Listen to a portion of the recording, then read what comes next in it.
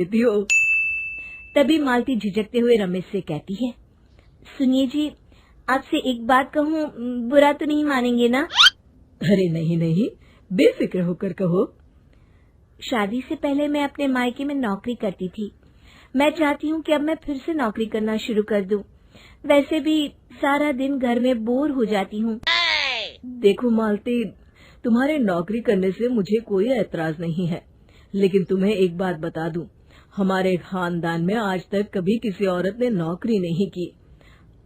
फिर भी एक बार तुम माँ से पूछ कर देखो, अगर वो तुम्हें नौकरी करने की इजाजत दे देती है तो अच्छी बात है। रमेश वहाँ से चला जाता है। फिर उसी शाम मालती अपनी सास के पैर दबा रही होती है। तभी उसकी सास मालती से कहती है, अरे क्या बात है बहू, आज तो ठीक तरह से मेरे पैर नहीं दबा रही। किसी ख्याल में खोई पड़ी है क्या? मैं भी तो जानूं आखिर बात क्या है। अब दरअसल वो माँ जी। अरे हाँ हाँ बोलो, इतना सोच क्यों रही हो? माँ जी, अगर आप बुरा न माने तो मैं नौकरी करना चाहती हूँ। घर के काम करने के बाद मेरे पास काफी वक्त बच जाता है। मालती की ये बात सुनकर उसकी सास गुस्से में कहती है, अरे बहू, तेरी तबीयत तो ठीक है ना? आज ये कैसी बहकी बातें कर रही है? भला हमारे खानदान में आज तक कभी किसी औरत ने नौकरी की है जो तू नौकरी करने की बात कर रही है, हैं?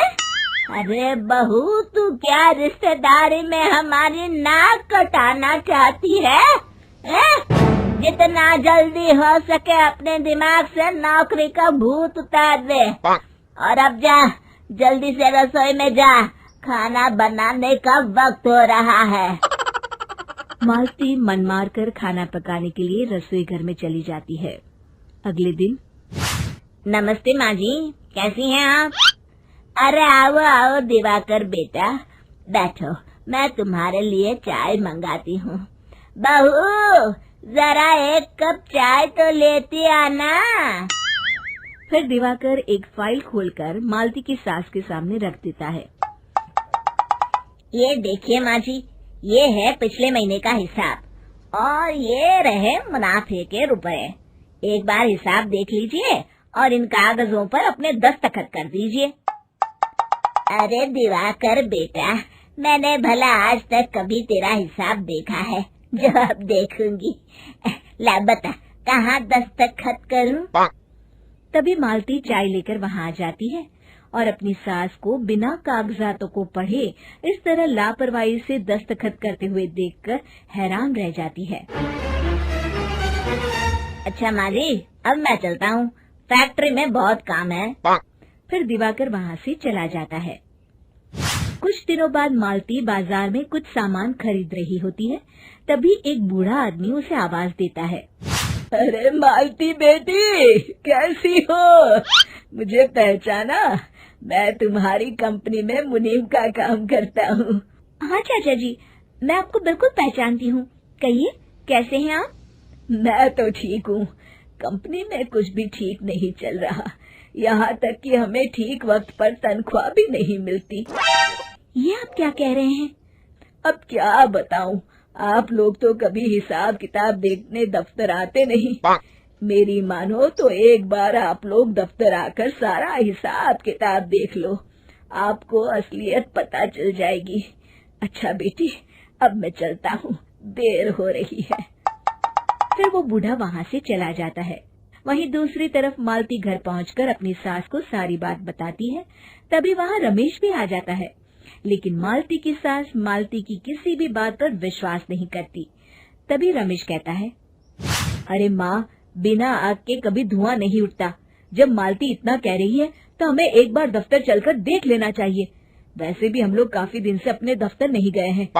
इस तरह किसी एक आदमी के भरोसे काम छोड़ना मुझे भी ठीक नहीं लगता। अगले दिन वे सभी अपने दफ्तर पहुंचते हैं और सीधे दिवाकर के कैबिन में जाते हैं। अचानक सबको एक साथ देखकर दिवाकर चौंक जाता है। अरे माँ जी, आप सब लोग अचानक यहाँ कैसे आ गए?